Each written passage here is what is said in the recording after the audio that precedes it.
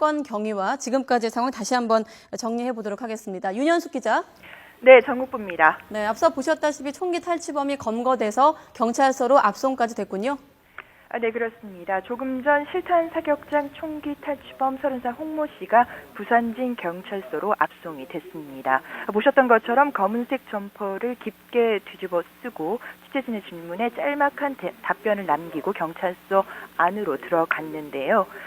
취재진들이 왜 총기를 탈취했는지 또 여주인이 혼자 있는지를 알고 있었는지 등을 물었지만 짧게 대답을 남기고 들어갔습니다. 여주인에게 어떻게 총기를 탈취했는지를 묻자 칼로 위협해서 빼앗았다고 답변을 하기도 했습니다. 홍 씨는 오늘 오전 부산 부전동의 실탄 사격장에서 여주인 49살 전모 씨를 흉기로 찌르고 총기와 실탄을 탈취해 달아났습니다. 범행 후 홍 씨는 택시를 타고 기장군 쪽으로 이동을 했는데요. 경찰은 홍 씨의 휴대전화 위치 추적을 통해서 실시간으로 도주 경로를 파악하고 있었습니다. 이에 따라 경찰은 기장군 쪽에 경찰 병력을 배치했다가 낮 1시 40분쯤 기장 삼거리에서 홍 씨를 붙잡았습니다. 당시 홍 씨는 택시를 타고 있었는데요. 서 있는 택시 안에 탄 남성을 본 경찰이 공개 수배된 홍 씨와 인상착의가 비슷한 것을 보고 택시로 접근해 검거를 했습니다. 홍 씨는 검거 과정에서 다소 저항하며 총을 꺼내려고 시도를 했지만 형사들이 신속하게 제압한 것으로 전해졌습니다. 경찰은 도주했던 홍 씨가 소지하고 있던 4.5구경 권총 한 정과 실탄 19발을 모두 회수했습니다. 오늘 홍 씨는 실탄 사격장에서 실탄 사격을 하며 가짜 이름을 써내 신원을 숨겼지만 이전에도 이 사격장에서 여러 차례 사격을 한 적이 있고 그 당시에 실명을 써낸 적이 있었습니다. 그래서 이를 통해 신원을 파악한 경찰이 휴대전화 번호를 입수했고 또 홍 씨의 휴대전화를 위치 추적을 했습니다. 홍 씨는 검거 직후 자살을 하려고 권총과 실탄을 훔쳤다고 진술한 것으로 알려지고 있습니다.